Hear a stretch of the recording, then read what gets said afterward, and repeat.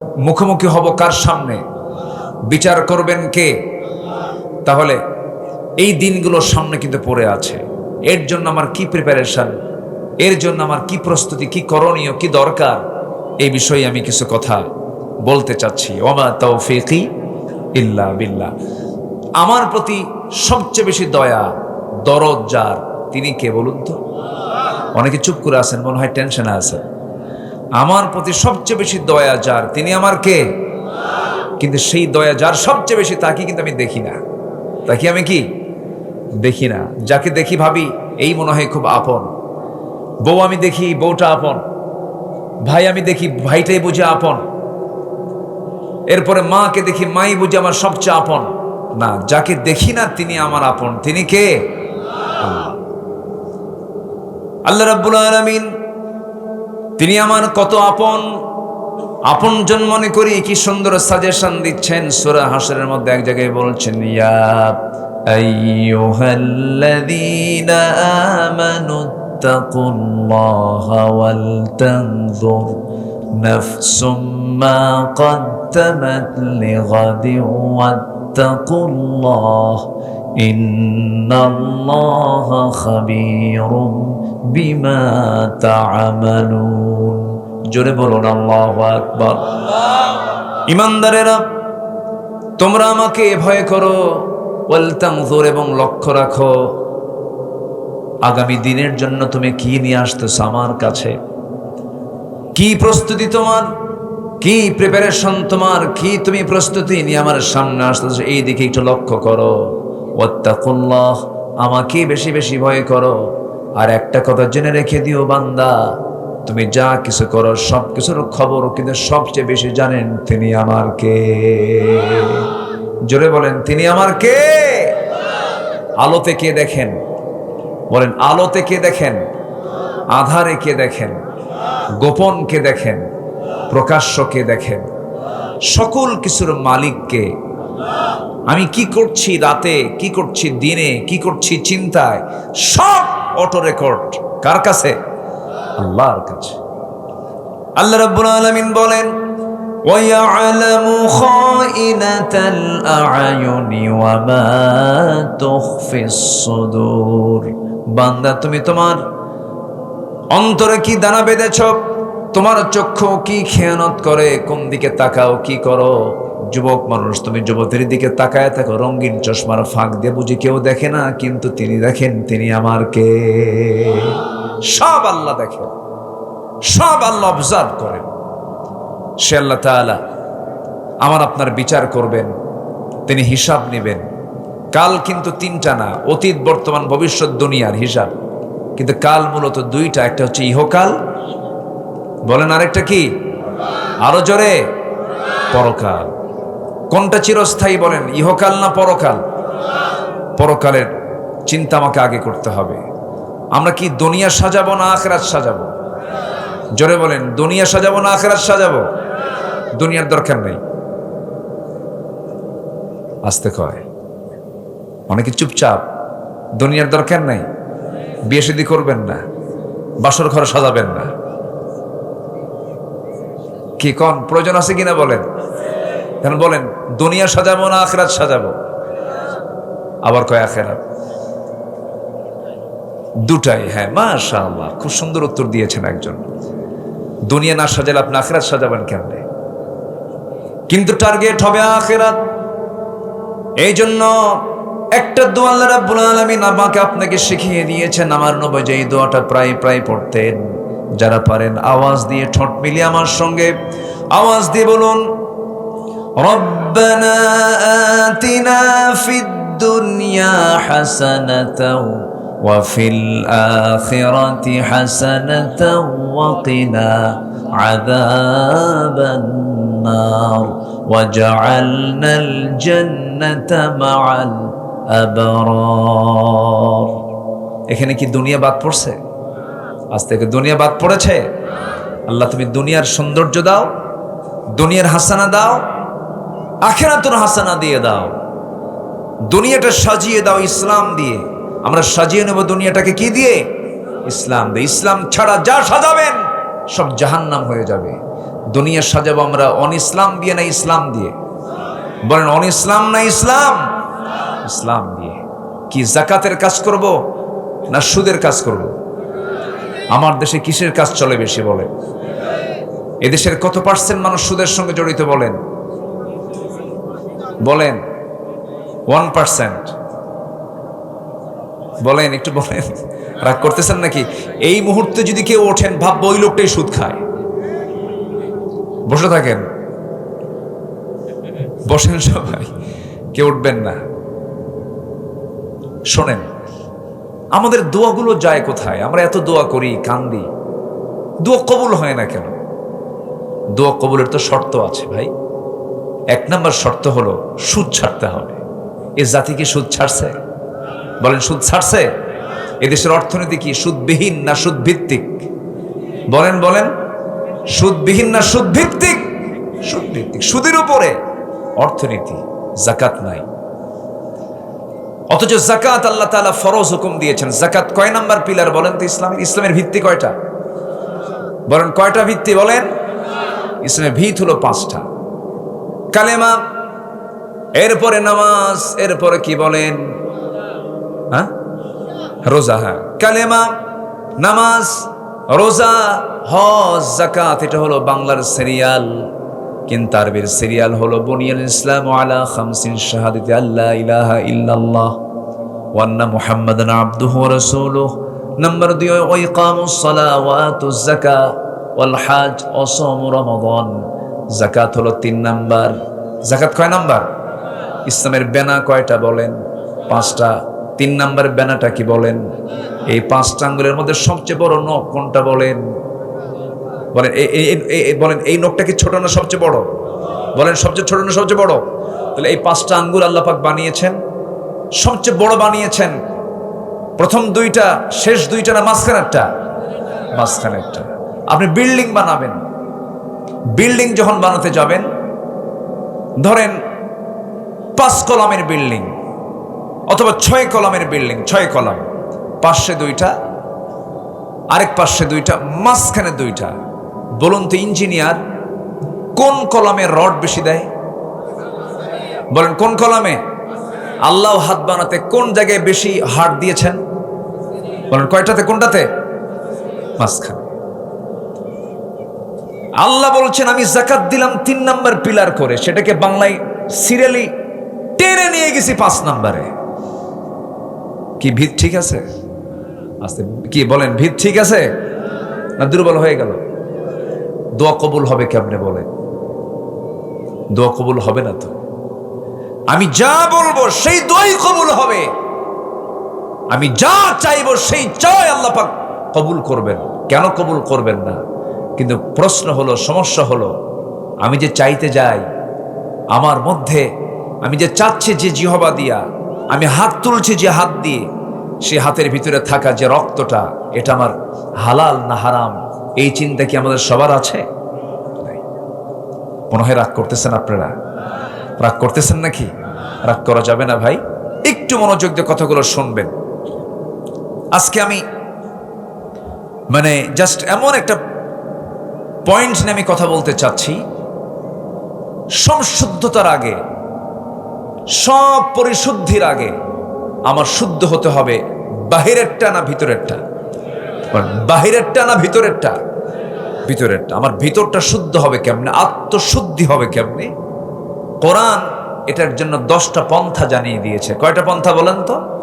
10টা পন্থা। আমি কিন্তু একটাও বলিনি, আমি একটা একটা করে বলবো, যদি ফজরও লাগে শুনতে হবে।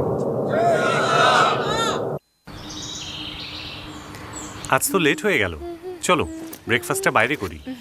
দাঁড়াও দেখছি। কারো কোনো আপত্তি নাই তো? আমি ভয় দেখাচ্ছি কিন্তু আমি এত দূর যাব না, একটু আমার দিকে তাকান। আত্মশুদ্ধির 10টা পন্থা কোরআন থেকে আমি যতটুকু পেরেছি স্টাডি করে ভাঙ্গাচোরা আমি বের করেছি। এর মধ্যে 1 নম্বর হলো সূরা তাহরিমের সে আয়াতের দিকে আমি যাচ্ছি। সূরা তাহরিমের 8 নম্বর আয়াত আল্লাহ রাব্বুল আলামিন ঈমানদারকে ডাক দিয়ে বলছেন, তোমরা যদি নিজের শুদ্ধতা নিয়ে আসতে চাও, নফসকে যদি ঠিক রাখতে চাও, 1 নম্বর কাজ হলো তোমরা তওবা করো। কার কাছে? আসতে বলুন, তওবা করো কার কাছে? আল্লাহর কাছে। তওবা মানে হলো নির্দিষ্ট কোনো দোয়া না। তওবা মানে নির্দিষ্ট দিনে নির্দিষ্ট রাতে গিয়ে চোখের পানি ফেলে কান্দার নাম কিন্তু তওবা না। তওবাটা হলো আমি চুরি করেছি, আর জীবনে চুরি করব না, এটার নাম কি? তওবা। আমি বিড়ি খাইছি জীবনে, বহু খাইছি, আর জীবনে খাবো না, এটার নাম কি? তওবা। বিড়ি খাওয়া তো সুন্নতে মুআক্কাদা। আসতে কয় এই জাতি নামাজ বেশি পড়ে না বিড়ি বেশি খায়? বেশি জরুরি কোনটা, নামাজ না বিড়ি? বলেন, বিড়ি না নামাজ? এত বিড়ি জাতি খায়। কোন ভোট করতে গেলে আগে কোটি টাকার বিড়ির বাজেট করতে হয় প্রার্থীদের। তাহলে ভোট প্রার্থী যারা, এরাও কোন বেকায়দার, আর যারা জনগণ যারা বিড়ি নেয় এরাও কোন বেকায়দার। রাগ করতেছেন নাকি আপনারা? বিড়ি, এই জাতি সামান্য বিড়ির কাছে ইমান বিক্রি করে ফেলে। বাস্তব। আমাদের সময় নষ্ট করার কোনো সুযোগ নেই। যে ব্যক্তি সময়কে নষ্ট করবে, এটা হত্যার চেয়েও অপরাধ বেশি। সময় নষ্ট করা যাবে না, একটা সেকেন্ড সময় আমরা নষ্ট করব না। বাজে কোনো কাজে যাব না, বাজে কোনো কথায় যাব না, সেই বান্দাই জান্নাত পাবে। জোরে করেন সুবহানাল্লাহ। আল্লাহকে সময়ের বিচার নেবেন। কিসের বিচার করবেন বলেন? সময় দিয়েছিলাম। এই পৃথিবীর সেরা মানুষ মুহাম্মদ সাল্লাল্লাহু, তিনি বেঁচে ছিলেন কত বছর বলেন? 63 বছর। তিনি কি বিফল না সফল? ব্যর্থ না মহা সফল? সফল। সময় নষ্ট করেছেন, কিন্তু সময় নষ্ট করে ফেলি আমরা। কোন একটা ভুল কাজ হয়ে গেছে, সঙ্গে সঙ্গে তওবা করে নেব, চোখের পানি ফেলে ফেলে কাঁদবো। আপনি দুনিয়ার কারো কাছে কান্নাকাটি করবেন, আপনাকে সেই কান্নার মূল্য সে দেবে না। স্বামীর কাছে বউ কাঁদবে, বউ কান্নাকাটি করবে, স্বামী বলবে মেয়ে মানুষ এমন করে কান্দে, মেয়েদের চোখের পানি এমনি এমনি চলে আসে, কোনো মূল্য আপনি পাবেন না। পুরুষ কাঁদবে, মহিলা বলবে পুরুষ মানুষের কেমন পুরুষ যে কান্দে, চোখে পানি আনে। পৃথিবীর কেউ আপনাকে কান্নার মূল্য দেবে না। কিন্তু আপনি গুনাহ করেছেন, গুনার কথা কাউকে না বলে বেড়ায়া, গুনার কথা কারো কাছে না জানায়া, আপনি যদি এই গুনার জন্য অনুতপ্ত হয়ে, যে হৃদয়ে গুনাহ করার পরে যে দিলটা অনুতপ্ত হয়, সেই হলো ইমানদার। যে ব্যক্তি গুনাহ করার পর অনুতপ্ত হৃদয়ে চোখের পানি ফেলে নীরবে নিভৃতে ঘরের কোণে বসে, মসজিদের কোণে বসে, কাউকে না জানায় আল্লাহর কাছে বলবে, আল্লাহ যে গুনাহটা গতকালকে করেছি, তোমার কাছে ওয়াদা করছি এই গুনাহ জীবনে আর কোনোদিন করব না। আল্লাহর কসম, ওই বান্দার সমস্ত গুনাহ আমার আল্লাহ মাফ করে দিবেন। জোরে কোন সুবহানাল্লাহ। এটার নাম তওবা। এটার নাম কি বলেন? তওবা। ফিরে আসা, আত্মশুদ্ধির এক নাম্বার পন্থা এটা। ভুল হবে না কেন ভাই? কেন ভুল হবে না? ভুল তো আমার হবেই, গুনাহ তো আমার হবেই। এই যোগ্যতা আল্লাহ পাক আমাকে দিয়ে পাঠিয়েছেন। ফেরেশতার গুনাহ করার যোগ্যতা নেই। ফেরেশতা কি বিয়ে শাদী করে? তার কি বউ বাচ্চা আছে? তা আমরা বিয়ে শাদী করি, বউ বাচ্চা আছে, কামাই টামাই করার আগে ভুল টুল হয়।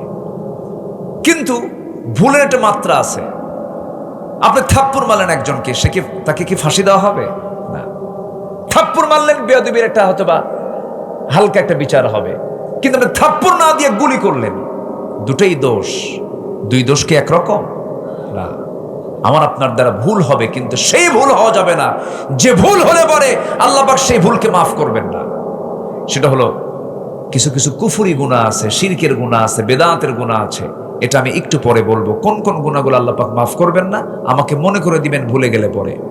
আমি খুবই একটা আনন্দ পাচ্ছি, একটা বাতাস মনে হয় চালু হয়েছে না, চতুর্দিক থেকে একটা বাতাস মনে হয় ফিল হচ্ছে, একদম the gentle bridge is blowing, মানে খুব মৃদুমন্দ বাতাস আসতেছে। খুব গরম ছিল, বলি আলহামদুলিল্লাহ। আমাকে সময় দিচ্ছেন তো? নিজের ভিতরের আত্মশুদ্ধির 10 পন্থার মধ্যে 1 নম্বর পন্থা হলো তওবা করব কার কাছে? আসতে বলবেন, তওবা করব কার কাছে? আল্লাহর কাছে। আল্লাহ সবচেয়ে বেশি খুশি হন যখন বান্দা তওবা করে। বান্দা যখন ফিরে আসে, দুনিয়ার জিন্দেগি তাকায় দেখেন, বাবার 4 ছেলে, 4 ছেলের মধ্যে সবটাই ভালো, 3টাই ভালো, কোনো সমস্যা নাই, কিন্তু একটা একটু বেশি দুষ্ট।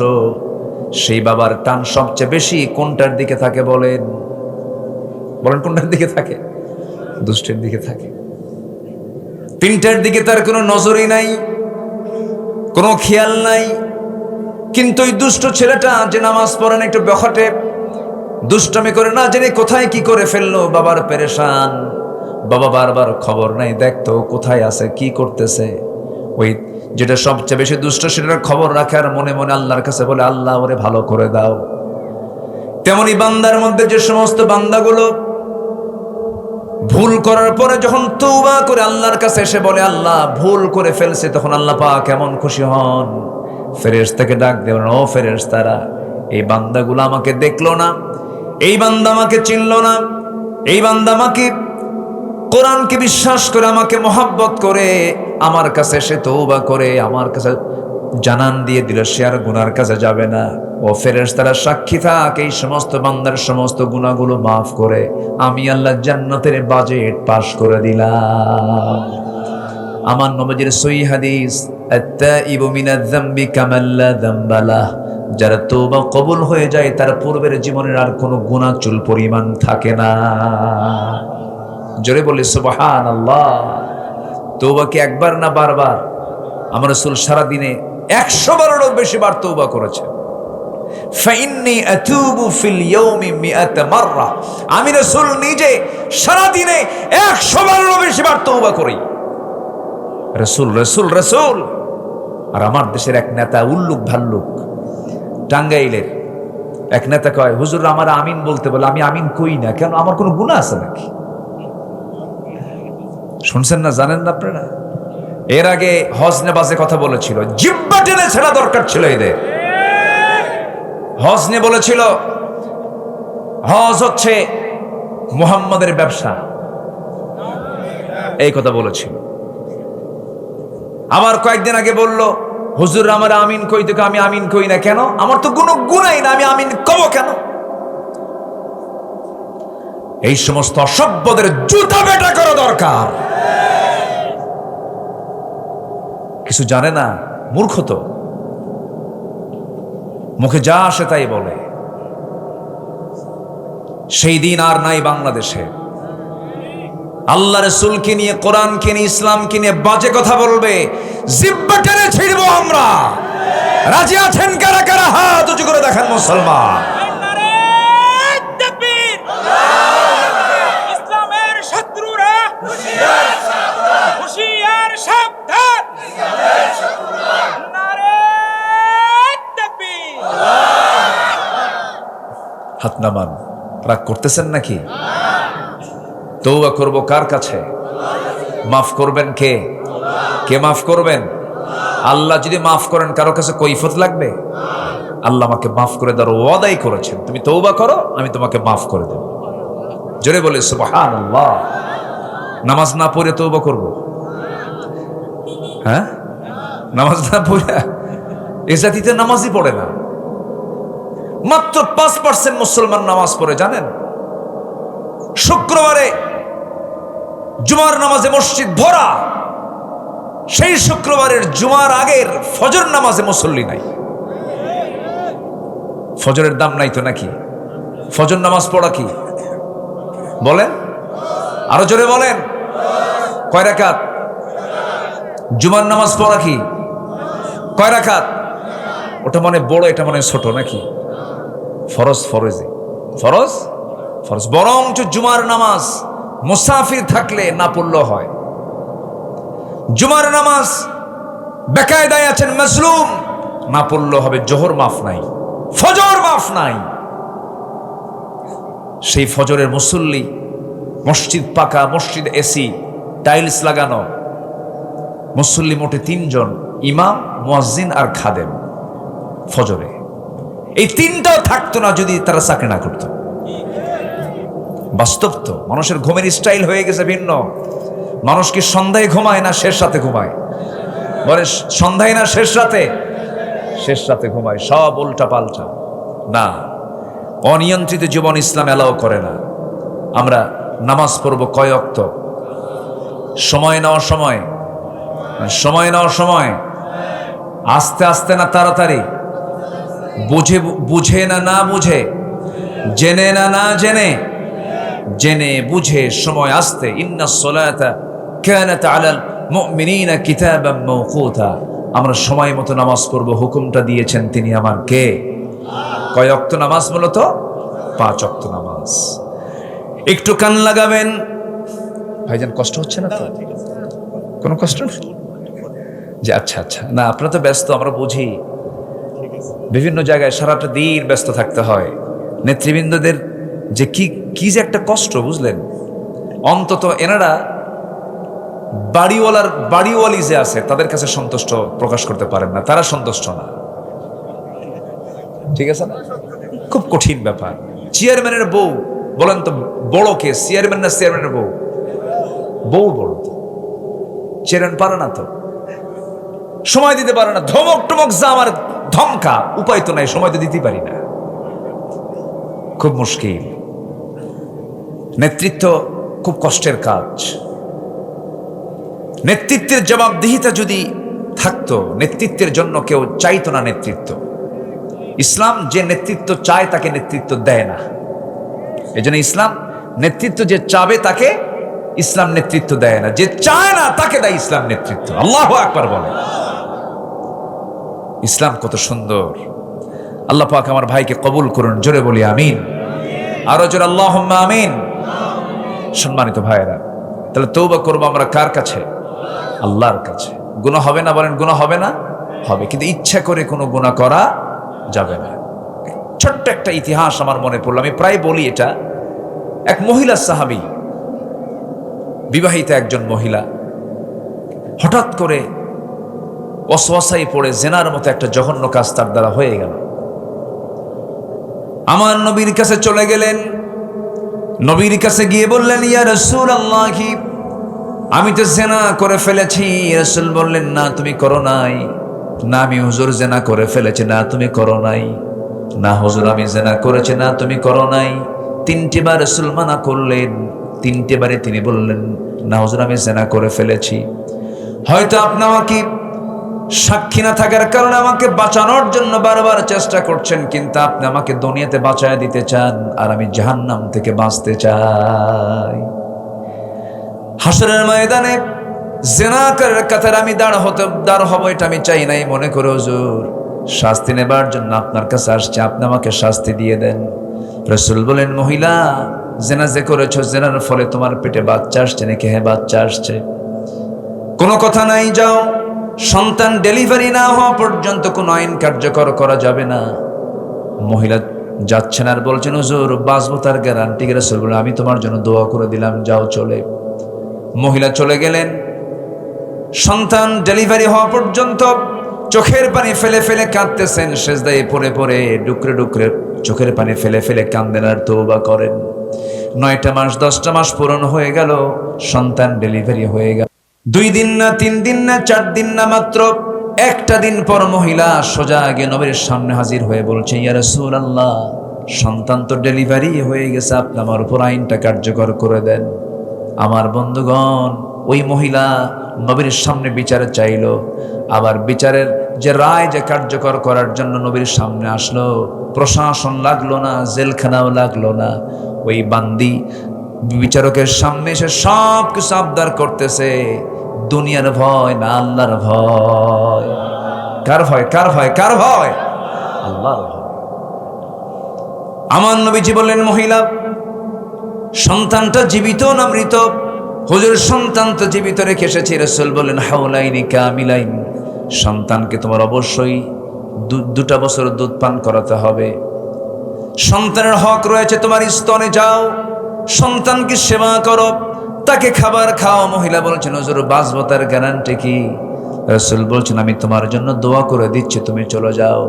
ভরাক্রান্ত হৃদয় নিয়ে দ্বিতীয়বারের মতো তিনি আবার চলে গেলেন।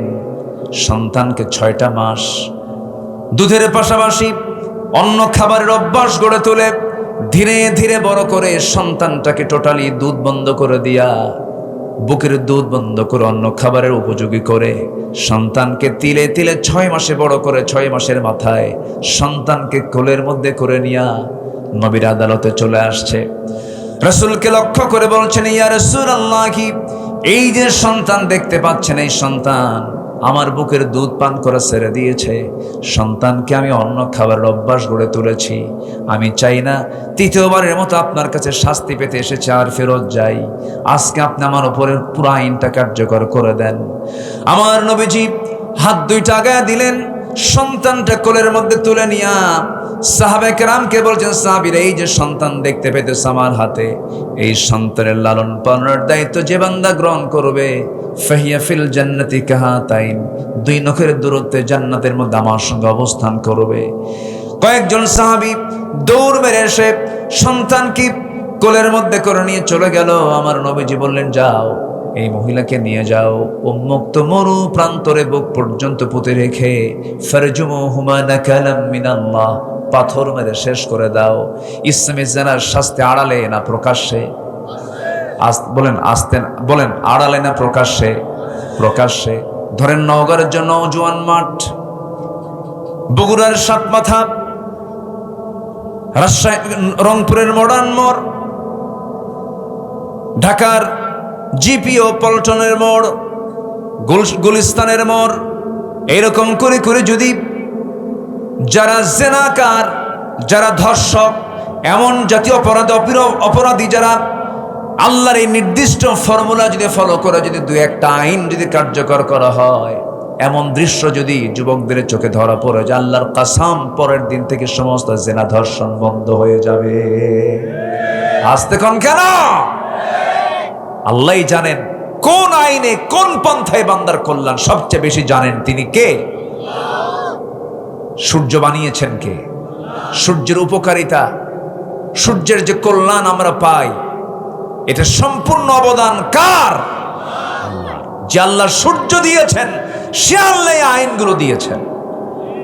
সে আইনের বিরুদ্ধে কথা বলার কিছু দুঃসাহস আমার দেশের কিছু কুলাঙ্গারদের মাঝে মাঝে লক্ষ্য করা যায়।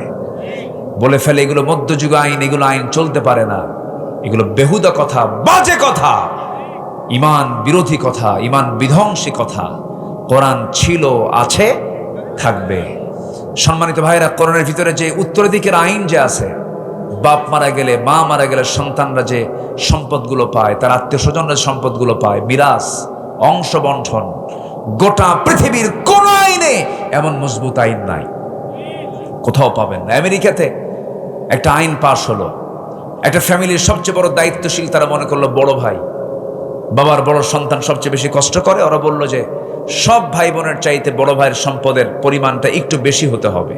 তারা আইনটা পাশ করলো এর উপরে ভিত্তি করে। পরের 10 বছর দেখা গেল ম্যাক্সিমাম ফ্যামিলিতে বড় ভাই মার্ডার। বড় ভাই কি মার্ডার? পৃথিবীর মানুষের তৈরি করা আইন দিয়ে কোনোদিন শান্তি আসতে পারে না। শান্তি আসবে একমাত্র কার আইন দিয়া? আসতে বলবেন না, কার আইন দিয়া? আল্লাহর আইন দিয়ে। আমার নবীজি সাহাবীকে অর্ডার দিয়ে দিলেন, চলে গেল।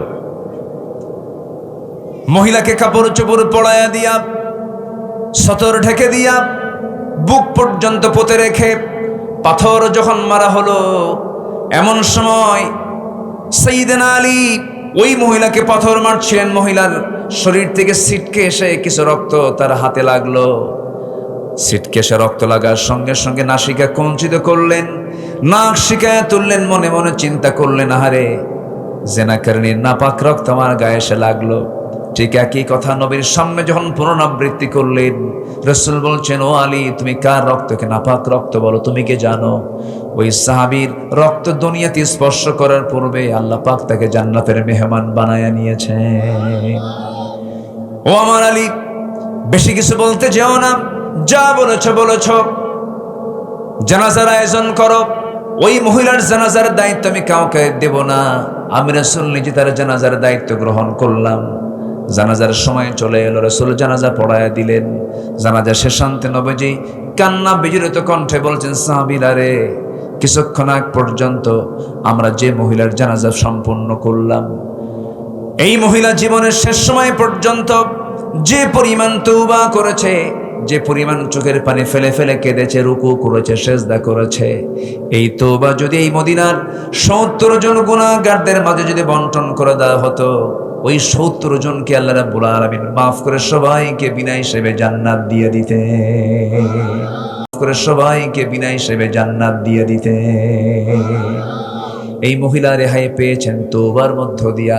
আমরা তওবা করব কার কাছে? আসতে বলবেন না, কার কাছে? আল্লাহর কাছে। আল্লাহ রাব্বুল আলামিন তওবার কথা একবার না বারবার বলেছেন।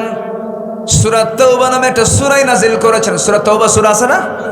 আল্লাহ রাব্বুল আলামিন বলেন, التائبون العابدون الحامدون السائحون الراكعون الساجدون الآمرون بالمعروف والناهون عن المنكر والحافظون لحدود الله وبشر المؤمنين। জোরে বলুন আল্লাহু আকবার।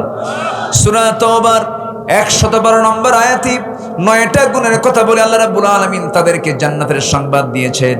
9টা গুণের মধ্যে আয়াতে 1 নম্বর গুণ হলো যারা তওবা করবে। কার কাছে?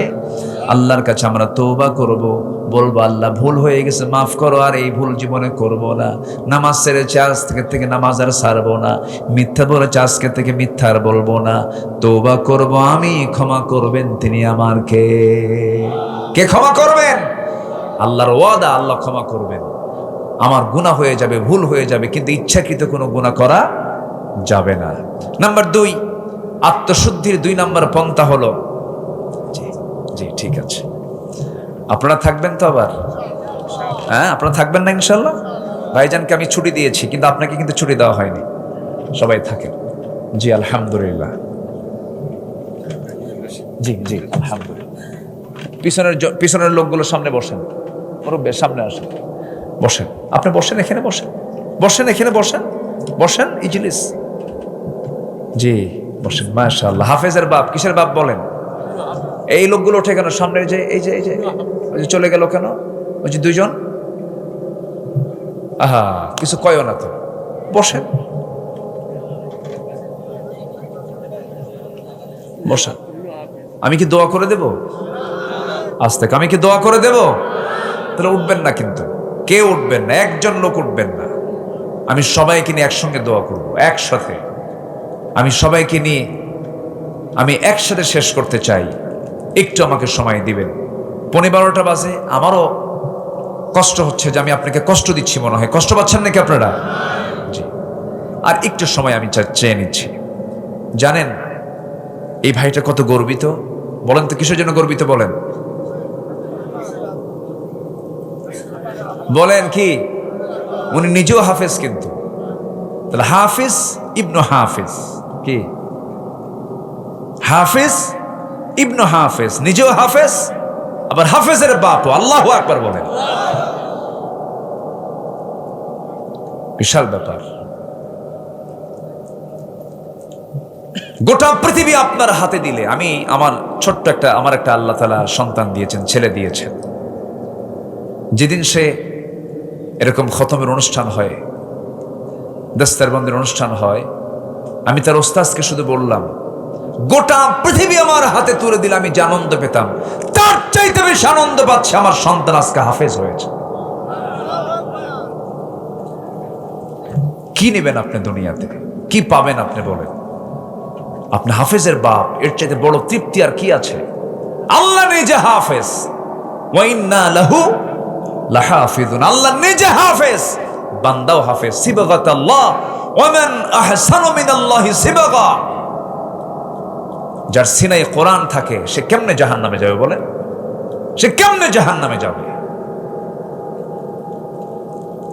সম্মানিত ভাইয়েরা, চোখ বন্ধ করে সন্তানকে মাদ্রাসায় দিবেন, চোখ বন্ধ করে হাফেজ বানাবেন।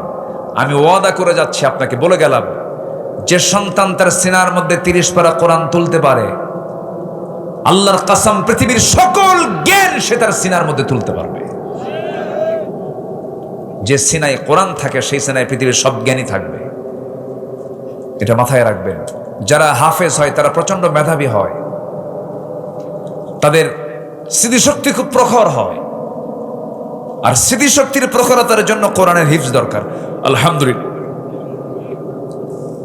সম্মানিত ভাইয়েরা, এই কথাগুলো বলে ফেললাম ভাইকে দেখে। এখন আমার দিকে তাকান। নিজের নফসের শুদ্ধতার জন্য কয়টা পন্থার কথা বলেছি বলেন তো আপনারা? বলেন কয়টা? চলতেছে কয় নাম্বার? আরো আছে কয়টা? 9টা। নাম্বার 2 আসেন। একটু মনোযোগ দিয়ে কথাগুলো শুনবেন, মুখস্থ করে নেবেন, কোট করে নেবেন, হৃদয়ে গেঁথে নেবেন, কাজে লাগবে। এগুলো আমার পরামর্শ নয়, এগুলো পরামর্শ সরাসরি আমার আল্লাহ তাআলার। জোরে বলি সুবহানাল্লাহ। নাম্বার 2 হলো ওই বান্দা সফল, আত্মশুদ্ধির সফল পন্থা 10টা পন্থার মধ্যে নাম্বার 2 পন্থা হলো সালাতের প্রতি যারা যত্নশীল হবে, নামাজের প্রতি যারা যত্নশীল হবে, এটা হচ্ছে সফলতার আত্মশুদ্ধির 2 নাম্বার পন্থা। সালাতের প্রতি যত্নবান হওয়া, সব কাজ যেখানেই থাকুক না কেন, আজান যখন হয়ে যাবে কাজ আগে না নামাজ আগে? বলেন বলেন, নামাজ আগে না কাজ আগে? নামাজ আগে। লাগবে না, দিয়েন না। নামাজটা আগে দরকার। কাজের অধীনে নামাজ নাই, নামাজের অধীনে কাজ। ভাই আমি এই কাজটা করে নামাজ পড়বো না, না আমি নামাজটা পড়ে এই কাজটা করব, এই কাজের মধ্যে টোটালি 100% বরকত দিয়ে দিবেন তিনি আমার কে? যেই গার্মেন্টসের মালিক, যে কারখানার মালিক তার কর্মচারীকে নামাজের জন্য ধমকায়, নামাজের সময় তাকে ফাঁকিবাজি বলে তার নামাজ পড়তে যারা বাধা দিয়ে দেয়, এই শিল্প তাকে জাহান্নামে নিয়ে যাবে। কারণ সকল কাজের আগে কার হক আদায় করা? বলেন আল্লাহর হক আদায়। নামাজটা কার হক?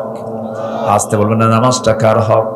আল্লাহ রাব্বুল আলামিন সুন্দর করে বলছেন, قد أفلح من تزكى وذكر اسم ربه فصلى بل تؤثرون الحياة الدنيا والآخرة خير وأبقى إن هذا لفي الصحف الأولى صحف إبراهيم وموسى। জোরে বলুন আল্লাহু আকবার। কোন বান্দা সফল? মান তাযাক্কা, যে ব্যক্তি আত্মশুদ্ধি করতে পেরেছে। কি দিয়া? আল্লাহ বলছেন ওয়াযাকারা ইসমা রাব্বিহি ফাসাল্লা, যে ব্যক্তি আল্লাহর নামের জিকির করতে পেরেছে এবং নামাজটা আদায় করতে পেরেছে। আল্লাহর নাম আছে না নাই? বলেন। আল্লাহর নামের জিকির করতে বলছেন, তিনি কে? আসতে বলবেন না, তিনি কে? বলুন সুবহানাল্লাহ। জোরে জোরে জোরে সুবহানাল্লাহ। আরো জোরে আলহামদুলিল্লাহ। লা ইলাহা ইল্লাল্লাহু আল্লাহু আকবার। আরো জোরে আল্লাহু আকবার। এই 4টা শব্দ হলো সবচেয়ে বড় জিকিরের শব্দ। সুবহানাল্লাহ, আলহামদুলিল্লাহ, লা ইলাহা ইল্লাল্লাহ, আল্লাহু আকবার। এই 4টা জিকিরের পরিভাষা শিখিয়েছেন মুহাম্মদ সাল্লাল্লাহু আলাইহি ওয়াসাল্লাম। নামাজ পড়তে রাজি আছেন তো সবাই? কয় ওয়াক্ত নামাজ? আরো জোরে, আরো জোরে। আমার নবী যে সবচেয়ে রাগ করতেন কি না আদায় করলে? বলেন। এবং আল্লাহ সবচেয়ে বেশি রাগ করেন কোন কাজ না করলে? নামাজ না পড়লে।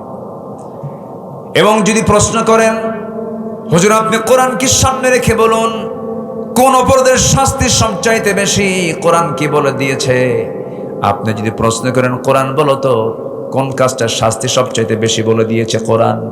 কোরআন সুন্দর করে জানিয়ে দিচ্ছে, বান্দাকে সতর্ক করার জন্য জানিয়ে দিচ্ছে, ফাখালাফা মিন বা'দিহিম খালফুন আদাউস সালাতা ওয়াত্তাবাউশ শাহাওয়াত ফাসাউফা ইয়ালকাউনা গায়্যা। জোরে বলুন আল্লাহু আকবার। ما سلككم في سقر قالوا لم نك من المصلين ولم نك نطعم المسكين وكنا نخوض مع الخائضين وكنا نكذب بيوم الدين حتى أتانا اليقين। জোরে বলুন আল্লাহু আকবার। কোরআন তুমি বলে দাও সবচাইতে কঠিন শাস্তি কোন অপরাধের? কোরআন বলে দিচ্ছে, যে ব্যক্তি নামাজকে নষ্ট করবে, নফসের দাসত্ব করবে, মন যা চায় তাই করবে, মন চায় মানুষের বাড়িতে আগুন ধরায়া দেই, মন চায় মানুষের জমি দখল করি, মানুষের পুকুর দখল করি, মন চায় ওই লোকটার বিরুদ্ধে মামলা দিয়ে তাকে জেল খাটাই, ওর বিরুদ্ধে তকমা লাগায় দেই। এরকম ধরনের লোক বুঝি নওগাঁতে নাই? আসতে বলবেন না, আছে না নাই? আল্লাহ পাক বলছেন যারা নফসের তাবেদারি করবে আর নামাজকে যারা নষ্ট করবে, আমি আল্লাহ শুধু জাহান্নাম দেব না, জাহান্নামের গাই নামক গর্তের মধ্যে, গাই ফাসাউফা ইয়ালকাউনা গাইয়া, গাই এমন একটা গর্তের নাম যে গর্তের নাম শুনলে জাহান্নাম পর্যন্ত সেই গাই গর্তকে ভয় পায়। সেই গর্তের মধ্যে আল্লাহ পাক ঢুকাবে নামাজ না পড়লে। সবাইকে নামাজ পড়তে রাজি আছেন? একটা বিষয়, যে হাত তোলেন দেখি, জোরে বলি ইয়া আল্লাহ, আরো জোরে ইয়া আল্লাহ। আমাদেরকে 5 ওয়াক্ত সালাত আদায় করার তৌফিক তুমি আল্লাহ দিয়া দাও। জোরে বলি আমিন, আরো জোরে আমিন। যে নেতা নামাজ না পড়বে ওই নেতার নেতৃত্ব মানা যাবে না। যে দলে নামাজ নাই সেই দলের নেতৃত্ব মানার কোনো দরকার। যে জনসভায় গেলে পরে ফজর, যে জনসভায় গেলে পরে জোহর কাজা হয়, আসর কাজা হয়, মাগরিব কাজা হয়, যে দলের দলীয় জনসভায় নামাজের কার্যসূচি নাই সেই দল করা হারাম, সেই নেতৃত্ব মানা যাবে না মুসলমানের। ঠিক কিনা?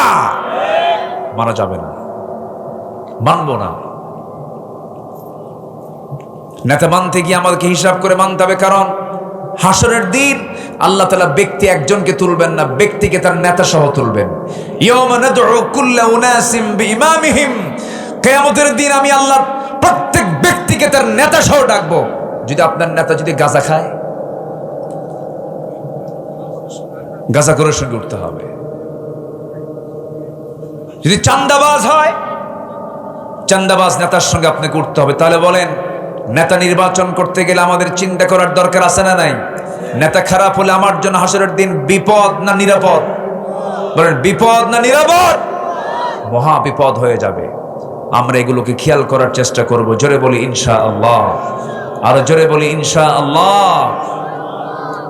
সম্মানিত ভাইয়েরা, সম্মানিত বন্ধুগণ, নামাজের ব্যাপারে আমরা যত্নশীল হব। আমার নবীজির লাস্ট মেসেজ, পৃথিবী থেকে যখন তিনি বিদায় নেন, বিদায় লগ্নে কিন্তু মানুষ পরিবারের কথা বলে, নিজের কথা বলে, সন্তানদের কথা বলে। আমার নবীজি বিদায়ের শেষ ভাষণ, বিদায়ের যে শেষ সেন্টেন্স, শেষ যে কথা, তা কি ছিল বলেন? আরো জন, তা কি ছিল বলেন? নামাজ। বউ যদি নামাজ না পড়ে কি করবেন বলেন? বুঝাও কাম হয় না, কি করবেন? দেখছেন একজনকে পিটাতে হবে না কি জানি করে। এত অ্যাকশনে গেলে কি কাম হয়? হ্যাঁ, ওয়াহজুরুহুন্না ফিল মাদাজি'i, কত কথা আসছে, কত সিস্টেম আসছে, কত পদ্ধতি আসছে। কয় হুজুর নামাজ না পড়লে পিটাবো, এটা উত্তর হলো? বলেন তো, বউ কি পিটানোর জিনিস না আদরের জিনিস? বলেন, এই আস্তে কন কেন?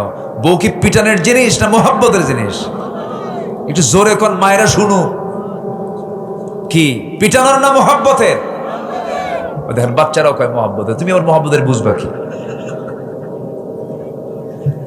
মাশাআল্লাহ, ওরা মোহাব্বত করতে শিখবে ইনশাআল্লাহ। জোরে বলি ইনশাআল্লাহ। সুন্দর করে বোঝাতে হবে। আমার বন্ধুগণ, ঘরকে নামাজ দিয়ে সাজাতে হবে কি দিয়া? ফার্নিচার না নামাজ? বলেন, ফার্নিচার না নামাজ? ঘরকে নামাজ দিয়ে সাজাতে হবে। ছেলেকে বলতে হবে বাবা ওঠো নামাজ, মেয়েকে বলতে হবে বাবা ওঠো নামাজ, বউটাকে বলতে হবে বউ তোমার এই হাত দিয়া তুমি আমাকে রান্না বান্না করে খাওয়াবা, নামাজটা পড়ো। ওযু বানায় নাও।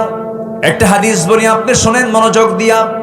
প্রত্যেক বান্দার কাছে শেষ রাত্রিতে ফজরের একটু আজানের একটু আগে তাহাজ্জুদের সময় প্রত্যেকটা ব্যক্তির কাছে শয়তান এসে শিওরে বসে 3টা গিট মারে। কয়টা গিট মারে বলেন?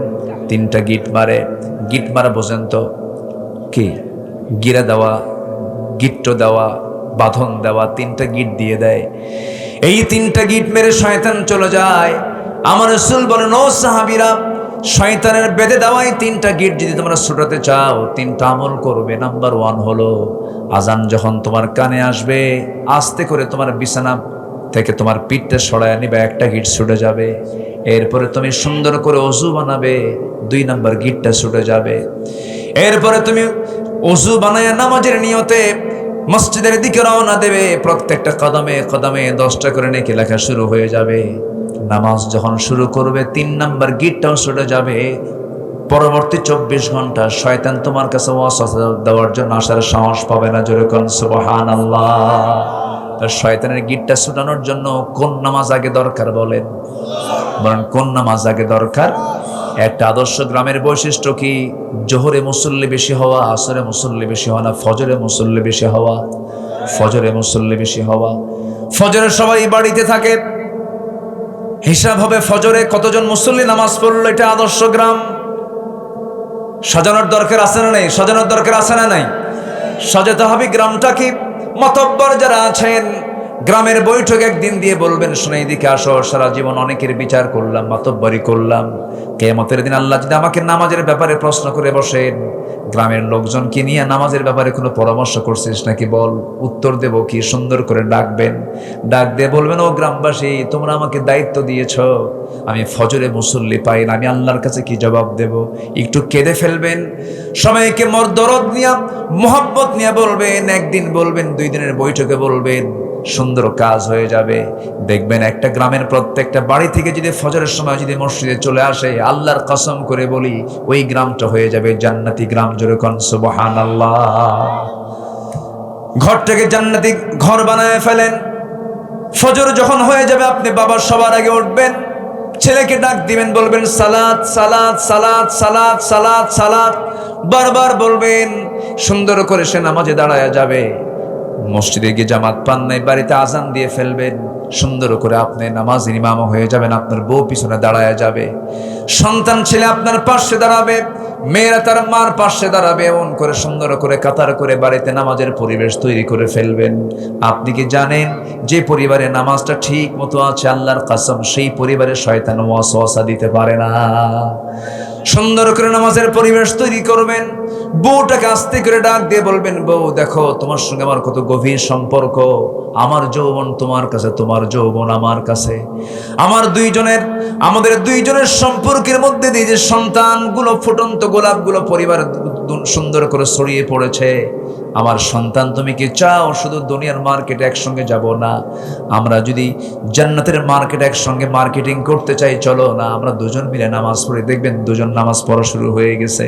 সুন্দর করে বলবেন, আমার নবী দুনিয়া থেকে যখন বিদায় নেবেন, একবার হোশ একবার বেহোশ, রবিউল আউয়াল মাস চলে আসছে, আমার নবীজির দেহের মধ্যে বিষক্রিয়া দেখা দিয়েছে। নবীজিকে ইহুদির বাচ্চারা বিষ মেরেছিল, বিষ খাদ্যের মধ্যে দিয়েছিল। আমার বন্ধুগণ, যে ইহুদির বাচ্চারা আমার নবীর মতো প্রাণপ্রিয় নবীর খাবারের মধ্যে বিষ ঢুকাতে পারে, সে ইহুদির বাচ্চারা মুসলমানদের কোনোদিন কল্যাণ করতে পারে নাকি? আসতে বলবেন না, পারে নাকি? অনেক নবীকে তারা হত্যা করেছে, অনেক পয়গম্বরদেরকে ঝুলায় মেরেছে। ওয়ায়াকতুলুনা আন-নাবিয়্যিনা বিগাইরি হক। জাকারিয়া আলাইহিস সালাতু ওয়াস সালামকে করাত দিয়ে 2 টুকরা করে শহীদ করে দেওয়া হয়েছে। এরপর ইহা আলাইহিস সালাতু ওয়াস সালামকে জব করে দুনিয়া থেকে বিদায় করে দেওয়া হয়েছে। অনেক নবীকে মারা হয়েছে। আমার বন্ধুগণ, আমার ভাইরা, সেই নবীজি যখন ওই বিষক্রিয়ায় যখন আক্রান্ত হয়ে পড়লেন, নবীজির মুখ থেকে বারবার বমি বের হচ্ছিল, শরীর থেকে ঘাম ঝরতেছিল। রাসূল একবার হোশ একবারে বেহুশ। ওই অবস্থায় খোঁড়ায় খোঁড়ায় রাসূল আম্মা জান আয়েশার ঘরের সামনে গিয়ে দরজায় নক করলেন। দরজা খুলে গেল। ভিতরে ঢুকিয়ে বলছেন, আয়েশা, শরীরটা ভালো যাচ্ছে না, মনে হয় মারা যাবো, আমি দুনিয়াতে বাঁচবো না, মাথায় একটু পানি ঢেলে দাও তো। মাথায় পানি ঢেলে দেওয়া হলো। আজান হয়ে গেল। আজান যখন হয়ে গেছে, রাসূল বলছেন, আয়েশা, আমার বেলাল আজান দিল, আমি মসজিদে না গেলে কেমন হয়? নিজের গায়ে কোনো শক্তি নাই, সর্বশক্তি প্রয়োগ করে তিনি দাঁড়ানোর জন্য চেষ্টা করতে নিয়ে পারলেন না, মাথা চক্কর মেরে পড়ে যেতে নিলেন। আম্মাজান আয়েশা তাকে শক্ত করে ধরলেন আর বলছেন, ইয়া রাসূলুল্লাহি, আপনি জামাতে নামাজ পড়তে পারবেন? রাসূল বলছেন, মনে হয় আমি আর পারবো না জামাতে নামাজ পড়তে, কিন্তু আমার বেলাল আজকে আমাকে না দেখে আজান দিয়েছে, কান্নাকাটি করেছে আজানের মধ্যে, আমাকে দেখে নাই। ও আমার আয়েশা, নামাজ তো সময় মতো শুরু হয়ে যাবে, কি নামাজটা পড়াবে? আমার পক্ষ থেকে জানান দিয়ে দাও, আমার বন্ধু তোমার আব্বা আবু বকর যেন আমার মুসল্লায় দাঁড়ায় নামাজের দায়িত্ব পালন করে নেয়। সময় হয়ে গেছে, নামাজের মুসল্লা ইমাম নতুন আসছেন, সাহাবে কেরামদের মধ্যে কান্নার রোল পড়ে গেছে। সাহাবীরা কান্দে, কান্নায় বিজড়িত হয়ে চিৎকার করে কাঁদতেছে। জানাজায় নামাজে সবাই হাজির হয়ে গেছে। আমার নবীজি বলছেন, আমার আয়েশা রে, আমার সাহাবীরা কান্দে কেন? আমাকে একটু ধরো তো। জানালার কাছে নিয়ে যাওয়া হলো। জানালার কাছাকাছি নিয়ে যাওয়ার পরে সেই জানালার ফাঁকা দিয়ে আমার রাসূল সাহাবে কেরামদের নামাজের দৃশ্যগুলো দেখতেছিলেন। আমাদের আয়েশা তাকে ধরে আছেন, রুকুতে যান, সেজদায় যান। সাহাবে কেরাম চোখের পানি ফেলে ফেলে কাঁদতেছেন, আওয়াজ দিয়ে দিয়ে কাঁদতেছেন। আমার নবীজির কান্নায় কোনো আওয়াজ নাই, কিন্তু চোখের কোনা বেয়ে বেয়ে টপ টপ করে পানি পড়ে। আম্মা জান আয়েশা তার হাত দিয়া সেই চোখের পানিগুলো বারবার মুছে দিচ্ছেন আর বলছেন, ইয়া রাসূলুল্লাহ, আপনি কাঁদেন কেন? আপনার সাহাবীরা তো নামাজ পড়ছে, তারা তো আল্লাহর হক আদায় করছে, আপনার কান্নার কারণটা কি? রাসূল বলছেন, আয়েশা রে, আমার যে চোখের পানি দেখতেছ, আল্লাহর কসম করে বলি, এই চোখের পানি আমার দুঃখের নয়, এই চোখের পানি আমার চরম আনন্দের পানি। তুমি কি জানো, এই নামাজ আজকে রাষ্ট্রীয় পর্যায়ে কায়েম হয়ে গেছে। এই নামাজ পড়তে গেলে মক্কার কুরাইশ আমার হাতের মধ্যে মূর্তি ঢুকায় দিত। এই নামাজ পড়তে গেলে মক্কার কুরাইশ আমার পিঠের উপরে উটের পচা নারী ভরি চাপায় দিয়েছে, মুক্তবের জমিনে পড়ে গেছি। এই নামাজ কায়েমের সংগ্রাম করতে গিয়ে তায়েফের ময়দানে কাফেররা আমাকে চোখা চোখা পাথর দিয়ে রক্তাক্ত করেছে। দেখো এই যে ক্ষত বিক্ষতের চিহ্নগুলো আমি লালন করছি, দেখো দেখো আমার শরীরে কত কত জখমের চিহ্ন, কত ক্ষতের চিহ্ন। এই নামাজ কায়েমের সংগ্রাম করতে গিয়ে উহুদের প্রান্তরে কাফের মুশরিকরা আমার দাঁত ভেঙ্গে ফেলে দিয়েছে। দেখো দাঁত ভাঙ্গা দেহ নিয়া, দাঁত ভাঙ্গা মুখ নিয়ে দুনিয়া থেকে বিদায় নিতেছি। ওরে আয়েশা, এই নামাজ কায়েমের সংগ্রাম করতে গিয়া, ওই খন্দকের পরীক্ষা খনন করতে গিয়া কোমরটা হারায় ফেলছি, কোমরটা সোজা করতে পারি না। ওরে আয়েশা, আজকে আমি আমার কোমর সোজা করতে পারি না খন্দকের পরীক্ষা খনন করতে গিয়ে। এই শুধু নামাজ কায়েমের জন্য, সেই নামাজ কায়েম আজকে রাষ্ট্রীয় পর্যায়ে বাস্তবায়ন হয়েছে। এই চরম আনন্দে আমার চোখের পানি বের করতে বাধ্য করেছে। আয়েশা, মনে হয় দাও, মাথায় পানি ঢেলে দাও, আমার নবীজি তার কাছ থেকে বিদায় নেবেন। এমন সময় বলছেন, ও আমার আয়েশা, আমার খাদেম আনাস কোথায় গেল? আনাসকে দেখি না। সাইয়েদনা আনাস নাই, আশেপাশে নাই। রাসূল বলেছেন, আমার আনাসকে খুঁজে বের করে আনো। আনাস বিন মালিক অনেক দূর থেকে তিনি বের হয়ে আসলেন, তার মুখে তখন দাড়ি ওঠে নাই, ছোট্ট মানুষ, 20 বছর বয়স তার। তাই সেই সময় রাসূল বলছেন, আনাস রে, যদি কোনো ভুল করে থেকে আমাকে মাফ করে দিও, তুমি আমার খাদেম, আমার কাছ থেকে দূরে দূরে থাকো কেন? কি হয়েছে? কোনো ভুল হলে মাফ চাই। সাইয়েদনা আনাস বলেন, ইয়া রাসূলুল্লাহ, মাফ আপনি চাবেন, কোনো মাফ তো আমি চাই। আমি তো আপনার কোনো খেদমত করতে পারলাম না, আমি আপনার কোনো খেদমত করতে পারলাম না। 10টা বছর আমার মা আপনার কাছে আমাকে দিয়ে গেছেন, এই 10টা বছরে আমি আপনার খেদমত করতে যাব তো দূরের কথা, আপনি উল্টা আপনি আমার খেদমত করেছেন। বয়স কেবল হওয়া শুরু হলো, বুঝের বয়স আসলো। আমি আপনার জন্য দোয়া করি, হুজুর, আপনি যুগের পর যুগ বাঁচেন, আমি আনাস, আমি আপনার খেদমত করে যেন যেতে পারি। রাসূল সাইয়েদনা আনাসকে বুকের সঙ্গে জড়িয়ে ধরে বলছেন, আনাস রে, বুঝতে পেরেছি তোর আবেগ রে। আনাস, সাকরাতুল মউতের লক্ষণ আমার মধ্যে চলে আসছে, মৃত্যুর যন্ত্রণা আমার মধ্যে চলে আসছে, আমি যে কোনো মুহূর্তে দুনিয়া থেকে বিদায় হয়ে যাব। আনাস রে, আমি মনে হয় আর বাঁচবো না, তবে আমি আল্লাহর কাছে বলছি, আল্লাহ, জান্নাতের খাদেম হিসেবে আমি কাউকে চাই না, তুমি আল্লাহ আমার জান্নাতের খাদেম, আমার দুনিয়ার আনাসকে আমার জান্নাতের খাদেম বানায়া দিও। জোরকান সুবহানাল্লাহ। মান তাশাব্বাহা বিকওমিন ফাহুয়া মিনহুম। আমার নবী যেই কথাগুলো বলে দুনিয়া থেকে বিদায় নিচ্ছিলেন, এমন সময় বলছেন, আয়েশা, দেখো তো আমার কলিজার টুকরা, আমার দেহের টুকরা, আমার ফাতিমা কোথায় রে? দেখো তো আমার ফাতিমা কই গেল? ফাতিমা নাম শব্দ নেওয়ার সঙ্গে সঙ্গে নবীর সামনে পড়ছে। রাসূল বলছেন, আরে ফাতিমা, এই দিকে আয়।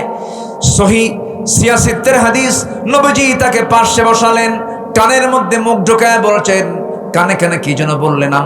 আম্মাজান আয়েশা হাদিসটা বর্ণনা করে বলেন, কি যেন কানে কানে বললেন, কান্না থেমে গেল। শুধু এতটুকুন বলেন, ফাতিমা, কেঁদো না, কেঁদো না। দুনিয়ার জিন্দেগিতে আমি যেমন তোমাকে দূরে রাখতে দেই নাই, দূরে থাকতে দেই নাই, আমি দুনিয়া থেকে বিদায় হয়ে যাব। আমার বিদায়ের পরও তুমি আমার পরপরই দুনিয়া থেকে বিদায় হবে, কবরের জিন্দেগিতে তুমি আমার সাথে সাথে। এমন সময় রাসূল আস্তে করে ডাক দিয়ে বলছে, আয়েশা রে, আমি বুঝি দুনিয়া থেকে বিদায় হয়ে যাব, আমার সাহাবীদের সঙ্গে তো আমার আর কোনো কথা হলো না। আমি তোমাকে সর্বশেষ একটা মেসেজ দিয়ে দেই, আমার উম্মতকে সারা জীবন ভালোবেসেছি, সারা জীবন উম্মতের জন্য কেঁদেছি। আমি আমার উম্মতকে ছাড়া জান্নাত যেতে চাই না। আমার উম্মতকে বলে দিবা, আমার উম্মতরা যেন কখনো 5 ওয়াক্ত নামাজ না ছেড়ে দেয়। ভাইরা, সে নামাজকে আমরা পড়বো, জোরে বলি ইনশাআল্লাহ পড়বো। আত্মশুদ্ধির 10 পন্থা, নিজের জীবনের নাফসের শুদ্ধির 10 পন্থা, 10টা পথ। এর মধ্যে 1 নাম্বার হলো তওবা করা, নাম্বার 2 হলো সুন্দর করে নামাজটা পড়া। নামাজটা আমরা পড়বো, জোরে বলি ইনশাআল্লাহ। নাম্বার 3 হলো সিয়াম সাধনা। সিয়াম সাধনার মাস তো আমরা পাড়ি দিলাম, কিন্তু না, প্রত্যেক মাসে রোজা আছে না নাই? আসতে বলবেন না, আছে না নাই? যদিও নফল রোজা, কিন্তু আমার রাসূল কখনো নফল রোজা বাদ দেন নাই। সোমবার বৃহস্পতিবারের রোজা। যুবকরা, তোমার যৌবন কন্ট্রোল করতে পারো না, বিয়ে করতে পারছো না, সমস্যা। রোজা রাখো, চোখটা সংযত করো, যৌবনকে সংযত করো। রোজা এমন একটা ইবাদত, পৃথিবীর সব কিছুই দেখা যায়, সব ইবাদত দেখা যায়। নামাজে দাঁড়াচ্ছেন, দেখে ফেললো একজন, এরপরে দান করছেন, দেখে ফেলছে একজন, কিন্তু রোজাটা এমন একটা ইবাদতের নাম, পৃথিবীর কোনো মানুষের দেখার কোনো সাধ্য নাই। বান্দা রোজা আছে কি আছে না, সম্পূর্ণ খবর একমাত্র জানান তিনি আমার কে। এই যে আল্লাহ নিজে বলছেন, এই রোজাটা আমার জন্য, এটার পুরস্কার আমি আল্লাহ নিজ হাতে বান্দাকে জান্নাত বুঝায় দেব। জোরে বলে সুবহানাল্লাহ, আরো জোরে বলে সুবহানাল্লাহ। রোজা মানে কি জানেন? যার রোজা কবুল হবে তার জান্নাত ওয়াজিব হয়ে যাবে। আমি সাউথ কোরিয়াতে বছর 10 আগে গিয়েছিলাম। সাউথ কোরিয়া, দক্ষিণ কোরিয়া, ওই দেশের টোটালি মানুষ ম্যাক্সিমাম সব বৌদ্ধ, গৌতম বুদ্ধের তারা অনুসারী। তা আমার দেশের কিছু প্রবাসী সেখানে যায়, থাকে, চাকরি করে। এক প্রবাসী আমাকে গল্প করছেন, হুজুর, এক আমার মালিক, সে বৌদ্ধ, রোজার মাসে আমি রোজা আছি। সে রোজা বোঝে না, আমাকে বললো রোজা কি, হটস্কল রোজা, রোজা কি? তো বুঝাই দিলাম, না খেয়ে থাকে। না খেয়ে থাকা কেন? পানি খাও। সে আমার সামনে একটা পানি দিল, পানির বোতল দিয়ে, পানি খাও। কিসের রোজা? কেন আল্লাহ আমাকে মানা করে? আল্লাহ আর কিসের মানা করবে? কেন আল্লাহ আমাকে মানা করছে, এজন্য খাবো না আমি। আল্লাহ তোমাকে মানা করলো, ঠিক আছে, তুমি খাবা না, ঘরের মধ্যে লুকায় যা খাও। কি কথা কি বুঝতেছেন? মানে ও বোঝে নাই যে আল্লাহ লুকেও দেখে, এটা বোঝে না। তো বললো, আমার আল্লাহ এমন আল্লাহ যিনি লুকে খেলেও খায়, লুকে খেলেও দেখে, গোপনে খেলেও দেখে, প্রকাশ্যে খেলেও দেখে। আশ্চর্য হয়ে, তাই তোমার আল্লাহ গোপনেও দেখে, প্রকাশ্যেও দেখে, আর তুমি সেই আল্লাহকে ভয় করে রোজা আছো। তোমার দেশের মানুষ কি করে? আমার দেশের মানুষের সবাই রোজা রাখে। বলতেছে, তোমার দেশের মানুষ তো খুব বড় আল্লাহওয়ালা, কোনো অপরাধ করে না, কোনো চুরি ডাকাতি করে না, নাকি? কি আস্তে কয়। তাহলে ওই বৌদ্ধর যে ধারণা, সেই ধারণাই তো রাইট। যে আল্লাহর ভয়ে খায় না আড়ালে, যে আল্লাহর ভয়ে কোনো পানি খায় না, কোনো কিছু খায় না, বৈধ স্ত্রীর কাছে সে যায় না আল্লাহর ভয়ে, সে তো আল্লাহ বলাই, সে তার মতো ভালো মানুষ তো হওয়ার কথা না। তাহলে এত রোজাদার আমার দেশে থাকার পরও চুরি আসে না নাই, ডাকাতি আসে না নাই, তাহলে কেমন কি রোজা হলো আমাদের বলেন? তাহলে আত্মশুদ্ধির জন্য নকল রোজার দরকার না, আসল রোজার দরকার। বলেন কি রোজার দরকার? আসল রোজা। আমরা আসল রোজা পালন করব, জোরে বলি ইনশাআল্লাহ। নাম্বার 4 হলো আল্লাহর জিকির করা। আল্লাযীনা আমানু তাতমাইন্নু কুলুবুহুম বিযিকরিল্লাহ, আলা বিযিকরিল্লাহি তাতমাইন্নুল কুলুব। জোরে বলুন আল্লাহু আকবার। নাম্বার 5 হলো আত্মশুদ্ধির জন্য নাম্বার 5 নাম্বার পথ হলো কোরআনের সাথে সম্পর্ক বেশি রাখবো আমরা। এই কিতাবের সঙ্গে সম্পর্ক বেশি যার, আল্লাহর সঙ্গেও সম্পর্ক বেশি তার। এই কিতাবকে সুন্দর করে পড়বো, তিলাওয়াত, কিরাআত, দিরাসাত, তাদাব্বুর সব মিলিয়ে আমার সঙ্গে কোরআনকে আমার লালন করতে হবে, বুঝতে হবে। আপনি কি জানেন এই কোরআন একদিন আমাকে আপনাকে সুপারিশ করে জান্নাতের দরজায় পৌঁছায়া দেবে? জোরে বলে সুবহানাল্লাহ। এই জন্য দুনিয়ার দল করব না, কোরআনের দল করব। আরো জোরে ওয়াদা করে যান, দুনিয়ার দল না কোরআনের দল। আরো জোরে বলেন, দুনিয়ার দল না কোরআনের দল। দুনিয়ার দল না কোরআনের দল? দুনিয়ার দল না কোরআনের দল? মনে যেন থাকে। জোরে বলি ইনশাআল্লাহ। নাকি বের হওয়ার পরে ভুলে যাবেন? নাম্বার 6 হলো সেজদায় বেশি বেশি ক্রন্দন করা। يخرون للأذقان يبكون ويزيدهم خشوعا। জোরে বলুন আল্লাহু আকবার। নাম্বার 7 হলো হালাল রিজিক উপার্জন করা। কুলু মিনাত তাইয়্যিবাত ওয়া আমালু সালিহান ইন্নী বিমা তা'মালুনা আলিম। জোরে বলুন আল্লাহু আকবার। নাম্বার 8 হলো মিথ্যাচার ছেড়ে দেওয়া, গীবতকে বর্জন করে ফেলা। মিথ্যাচার করা যাবে না, গীবত করা যাবে না। ইমানদারের মুখ থেকে মিথ্যা কথা বের হবে না। ইমানদার যে তার মুখ থেকে মিথ্যা বচন কখনো আসবে না, মিথ্যা বচন সে করবে না, মিথ্যা কথা সে বলবে না, মিথ্যা সাক্ষী সে দেবে না।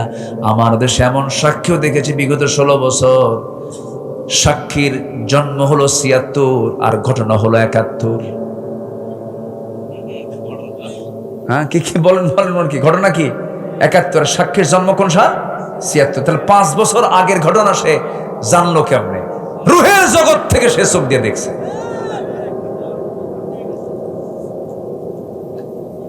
এগুলো দেখছে আমার কত বছর? 16 বছর। কত বছর?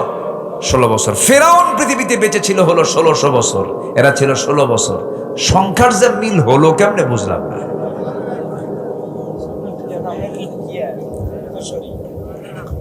আল্লাহ তাআলা এদের কিছু উদাহরণ দিয়েছে, জানেন? আল্লাহ তাআলা এদের কিছু উদাহরণ দিয়েছে। যেরকম আল্লাহ তাআলা মশার উদাহরণ দিয়েছেন। কিসের উদাহরণ বলেন তো? মশা। মশা মশা কি করে আমাদের বলেন? কামড়ায় কিনা?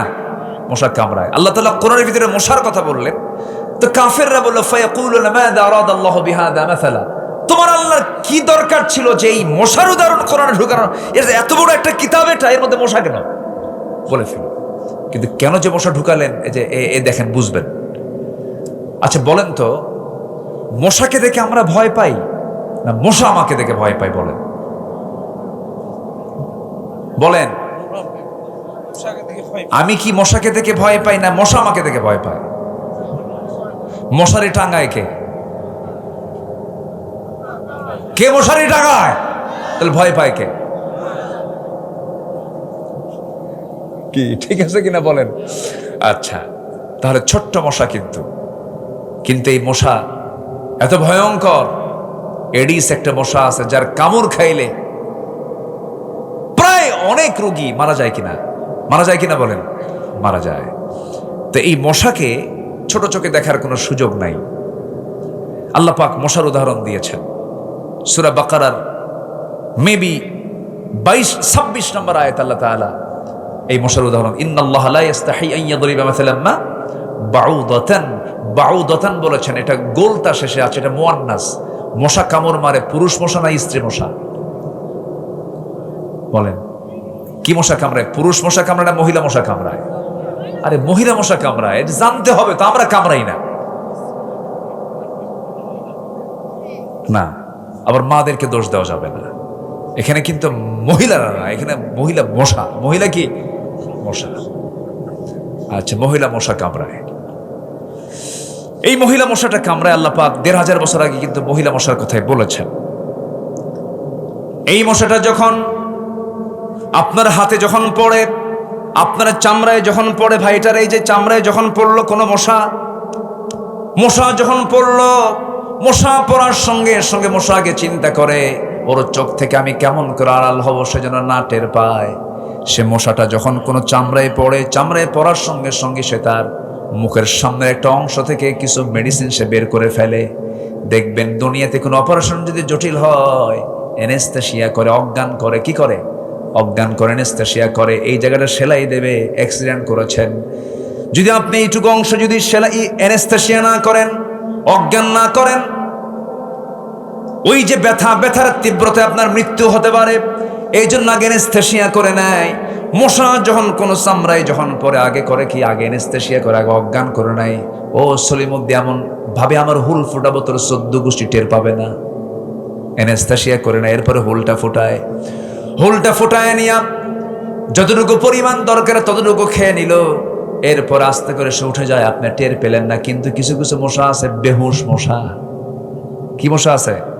বেহুশ মশা। খাওয়া যে শুরু করছে আর থামে না, এত খাওয়া খায় ওর পাখা দিয়ে যে সরবে সে ওর শক্তিও শেষ হয়ে যায়, কারণ তার দেহের চাইতে তখন তার খাওয়ার ওজনটাই বেশি হয়ে যায়, খাদ্যের ওজনটা বেশি হয়ে যায়, আর নড়তে পারে না, শীত হয়ে পড়ে আর মরে।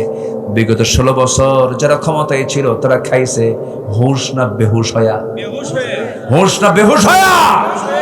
তাহলে মশার উদাহরণ আল্লাহ দিয়েছেন কি ব্যাঠিক না ঠিক? দেখেন আল্লাহ কত আগে ওদের মশার উদাহরণ দিয়ে দিচ্ছে। এত খাওয়া খাইছে, দেশ থেকে পাচার করেছে, দেশের অর্থ যারা বাহিরে পাচার করে ওদের নেতৃত্ব চিরদিনের জন্য আমার দেশ আমরা হারাম ঘোষণা করে দিলাম, ঠিক কিনা? ওরা দেশের শত্রু, সব সম্পদকে তারা পাচার করে দিয়েছে। চুরি করছে, চুরি কর, দেশি থো, দেশি খা, দেশের মানুষ থাকুক, তাও তো হতো কি? কর্মসংস্থান হতো। কষ্ট পাচ্ছেন নাকি আপনারা? রাতের বেলা আপনি শুয়ে আছেন, আলো দেখতেছেন, ঘরে আলো, লাইট দেওয়া, একটা মশাও নাই, কোথাও একটা মশাও নাই। লাইট বন্ধ করাও সারা 10 মিনিট বিছানায় শুয়ে পড়েছেন, 4-5টা মশা এসে আপনার নাকের ডগায় কানের কাছে এসে সারে গামা পাধানিসা, কি ঠিক কিনা? কর আপনার চোখে ধরা পড়লো না মশা, ও আপনার দেখলো কেমনে? বিজ্ঞান বলতেছে প্রত্যেকটা মশা 75 ফিট দূর থেকে টের পায় এখানে কোন ছড়ির মধ্যে শুয়ে আছে, 75 ফুট দূর থেকে। আর এই যে ভন ভন ভন ভন যে আওয়াজ হয়, মনে হয় ট্রেন যাচ্ছে, ট্রেন কি যাচ্ছে। তো এই আওয়াজ যে হয়, এই আওয়াজ কিন্তু ওর ভোকাল কর্ডের আওয়াজ না, কণ্ঠের আওয়াজ না, এটা হচ্ছে পাখার আওয়াজ। কিসের আওয়াজ? পাখা। বিজ্ঞান বলতেছে, প্রাণীবিদরা বলতেছেন, একটা মশা প্রতি সেকেন্ডে তার পাখা ঝাপটান মানে হলো 400 থেকে 500 বার 1 সেকেন্ডে। আজ পর্যন্ত কোন দ্রুতগামী কোন মেশিন পৃথিবীতে এই মশার মতো দ্রুত গতিতে পাখা না ঝাপটাতে পারে এমন কোন মেশিন পৃথিবীতে আবিষ্কার হয়নি। সুবহানাল্লাহ বলবেন না? তাহলে আল্লাহ যে আইয়াদরিবা মাসালাম মা বাউদাতান ফামা ফাওকাহা, এটা কি ভুল করেছেন? না, আল্লাহু আকবার বলেন। কথা তো অনেক দিকে চলে আসে, কিন্তু এই দিকে তো 12:30 বেজে গেল। আমি শেষ করে দিলাম। আলোচনা চলো, আলোচনা চলো। হুজুর মরুক, অনেক গরম তো। জি আলহামদুলিল্লাহ, আলহামদুলিল্লাহ। আমি খুবই খুশি যে রাত বসে এত রাতে আপনারা গরমকে উপেক্ষা করে, প্রচন্ড গরম কিন্তু মানুষের দেহের সাথে দেহ লেগে একদম আপনারা সব ত্যাগ হয়ে গেছেন, ঘর্মাক্ত দেহ হয়ে গেছে আপনাদের শরীর থেকে। মানে এখন একটা মানে চরম একটা ভাব বের হচ্ছে, আমি ফিল করছি। উপরে আবার ঢাকি দেওয়া আছে, এর মাঝেও বসে আছেন। আল্লাহর কসম, কোরআন এর মোহাব্বত না থাকলে বসে থাকা যায় না। বলি আলহামদুলিল্লাহ, জোরে বলি আলহামদুলিল্লাহ। সম্মানিত ভাইয়েরা, তাহলে আমরা মিথ্যা বলবো না সত্য বলবো? মানুষের কিছু প্রশংসা করব না গীবত করব? পারলে প্রশংসা করব, গীবত করার দরকার নাই। নাম্বার 9 হলো অহংকার করা যাবে না, আত্মগরিমা করা যাবে না। অহংকার কার? অহংকারটা করা কার হক? অহংকারটা কার হক বলেন? আল্লাহ অহংকার করবেন, আল্লাহর যোগ্যতা আছে, বান্দার কোনো অহংকার করার কোনো যোগ্যতা নাই। একটু দেহটা ভালো, বডি ভালো, 86 কেজি ওজন, 6 ফুট লম্বা, চেহারাটা লাল টকটকা, চুলটা কালো, চোখটা ডাহুক চোখ, প্রশস্ত কপাল, ভ্রুটা সুন্দর, ফিটিং বডি খুব ভালো। রাস্তায় যখন হাঁটে বুঝায় আমি একখান মাল। এরকম আছে না নাই বলেন তো? আছে। কিন্তু তুমি কতটুকু কি আল্লাহ ভালো বোঝেন, বেশি না, খালি পিছন দিয়ে শুধু একটু ডাইরেক্ট লাইন করে দেওয়া দরকার। কি লাইন বলেন? ডাইরেক্ট লাইন যদি হয় আর 7-8 বার যদি যাওয়া আসা করো, তোমার ফিটিং বডি শেষ, মাল থাকবে না, অচল হবে। কি হবে? কি হবে? অচল। অতএব দেহের অহংকার করা যাবে না, সম্পদের অহংকার করা যাবে না, ক্ষমতার অহংকার করা যাবে না। আজ থেকে 8 মাস আগে যার কথায় প্রশাসন উঠতে বসতো, সেই মহিলা আজকে গোটা পৃথিবীর কোথাও জায়গা পাচ্ছে না। অহংকার দেখানো যাবে না, ক্ষমতার অহংকার না, অর্থের অহংকার না, দেহের অহংকার না, কোনো অহংকার দেখানো যাবে না। নাম্বার 10, শেষ তো হলোই মোটামুটি, আমি শর্ট করে বলে ফেললাম। নাম্বার 10 হচ্ছে তাকওয়া অর্জন করব আমরা। তাকওয়া, তাকওয়া মানে হচ্ছে সেই গুণ, যে গুণটা হচ্ছে সকল প্রকার হারাম থেকে যে ব্যক্তি নিজেকে বিরত রাখতে পারে সে হচ্ছে মুত্তাকি। বলি আলহামদুলিল্লাহ। হারামকে হারাম জেনে হারামকে বাদ দেব, আমি জান্নাত বুঝে নেবো। কাল আমি হারামের কাছে যাইও নাই, তুমি আমার জান্নাত বুঝাই দাও। জোরে কান সুবহানাল্লাহ। আমি হারাম ছেড়ে দেব, আল্লাহ আমাকে কি বুঝাই দিবেন? জান্নাত বুঝাই দিবেন। আসুন আল্লাহ পাক আমাদের নফস, আমাদের কলব, আমাদের রূহকে সুন্দর করে সাজানোর তৌফিক দান করুন। জোরে বলি আল্লাহুম্মা আমিন। নফস হচ্ছে লেজিসলেটিভ, এরপরে রূহ হচ্ছে অ্যাডমিনিস্ট্রেটিভ, আর কলব হচ্ছে ফেডারেটিভ। এই তিনটাকে আমরা অত্যন্ত সুন্দর যত্নের সঙ্গে আমরা এটাকে লালন করব। নফসকে প্রশ্রয় দেব না খারাপ কাজের জন্য। যুবকরা নোংরামি করবা না। বিয়ের আগে কোনো প্রেম হয় না, প্রেম হবে হলো বিয়ের আগে না বিয়ের পরে। বিয়ের আগে করে ফেলবে, ওই যে যেটা হাইব্রিড হয়, হাইব্রিডে কিন্তু কোনো বরকত থাকে না। হ্যাঁ, ওগুলো খায় না কেউ। মুরগি, হ্যাঁ জি, এগুলো করা যাবে না। অকালে অকালে পাকলে অকালেই ঝরতে হয়, এগুলো করা যাবে না। প্রেম হবে বিয়ের আগে না বিয়ের পরে? বিয়ের পরে প্রেম হবে। কি বললেন আপনি? ও আচ্ছা, জি জি, মাশাআল্লাহ। তো এই জন্য যুবকেরা এগুলো করবা না। কোনো নেশার কাছে যাবা না, নেশার দিকে যাবে না, মাদকের দিকে যাবে না, কোনো জুয়ার দিকে যাবে না, ডিভাইস আসক্ত হওয়া যাবে না, খারাপ কিছু দেখবা না। চোখ দিয়ে খারাপ কিছু দেখবা, আল্লাহ তোমাকে দেখবেন। সবকিছু খেয়াল রাখতে হবে। একটা মোবাইল অপ্রাপ্ত বয়স্ক ছেলের কাছে রাখা মানে পাশে একটা মহিলাকে বসে রাখা, পার্টনার করে দেওয়া। একটা মেয়ের হাতে, অপ্রাপ্ত বয়স্ক মেয়ের হাতে একটা মোবাইল তুলে দেওয়া মানে হচ্ছে অ্যান্ড্রয়েড সেট তুলে দেওয়া মানে একটা পুরুষকে সাথে বসায় দেওয়া। আমি কি বুঝতে পারছি? এগুলো আমরা খেয়াল করার চেষ্টা করব। আল্লাহ তুমি সবাইকে বোঝার তৌফিক দাও। আসুন আমরা সময় আর ক্ষেপণ করবো না, যতটুকু হয়েছে বলি আলহামদুলিল্লাহ। আমরা এখন দোয়ার দিকে যাব। মাসিক, আচ্ছা বসেন, আমরা কিন্তু দোয়া করবো। আমাদের মূল কাজ কিন্তু, মূল আকর্ষণ যেটা আমি শুরুতে বলেছি, মূল আকর্ষণ আজকে মাজলুমদের জন্য দোয়া করবো না আমরা ইনশাআল্লাহ। আচ্ছা, বৃষ্টির দরকার আছে না নাই? বৃষ্টির জন্য দোয়া চাবেন না আপনারা? এই প্রচন্ড গরম, কি বৃষ্টির দরকার আছে? তো এলাকায় দরকার আছে কিনা ভালো করে খান। যদি না হয় তাহলে চাবো না, তাহলে তো দরকার নাই, তাহলে তো সমস্যা। আচ্ছা শোনেন, এমন বৃষ্টি হোক যেন ধান কাটতে যেন অসুবিধা না হয়, ঠিক আছে না? আচ্ছা ঠিক আছে। আল্লাহ যেন মেপে মেপে দেন। জি, আল্লাহ যেন মাপ অনুযায়ী দেন। জোরে বলে আল্লাহুম্মা আমিন। জি, ইসলামে আত্মা, নফস, আকল, এই তিনটি কনসেপ্ট কিভাবে পৃথক, তারা কিভাবে একে অপরের সঙ্গে সম্পর্কিত, এ তো অনেক লম্বা কথা। আমি শেষ অবশ্য বলেছি নফস, কলব এবং রূহ অ্যাডমিনিস্ট্রেটিভ, লেজিসলেটিভ, এটা হচ্ছে ফেডারেটিভ। অনেক লম্বা কথা, তো আমি এটা বলবো কেমন। এখন ইসলামের রিবা সুদ তো হারাম হলেও বর্তমান সময় ইসলামী ব্যাংকিং কীভাবে শরিয়া অনুযায়ী কাজ করে দাবি করে, আদতে এতে কোনো চাতুরতা রয়েছে? শোনেন, আমাদের যে মূল রাষ্ট্রায়ত্ত যে ব্যাংকগুলো, এর সুদ আছে না নাই বলেন তো? আচ্ছা, তো এর মধ্যে থেকে একটু বাঁচার জন্য চেষ্টা করছে। আপনি বাঁচার চেষ্টা করবেন না? আপনি বাঁচার জন্য এই শরিয়া বোর্ড রেখে কিছু ব্যাংক তারা চেষ্টা করছে মন্দ থেকে, মানে অন্তত কিছু থেকে আমরা বাঁচার চেষ্টা করি। আমি নেব না, এটা পারবেন না, আপনাকে নিতে হচ্ছে, কিন্তু আপনি দিবেন না। আমি সুদ দেব না, এই কাজ শুধু করতে পারবেন আপনি, কিন্তু আপনি নিতে বাধ্য হচ্ছেন। আপনি দেশের নাগরিক, পরোক্ষ হলেও আপনি সুদের সঙ্গে জড়িত। আমার কথা কি বুঝতেছেন আপনি? তখন আপনি জড়িত নন যখন এই দেশটা ইসলামী হুকুমত, ইসলামী রাষ্ট্র যখন কায়েম হবে, তখন আপনি 100% বলতে পারবেন যে আমি সুদ থেকে মুক্ত হতে পেরেছি।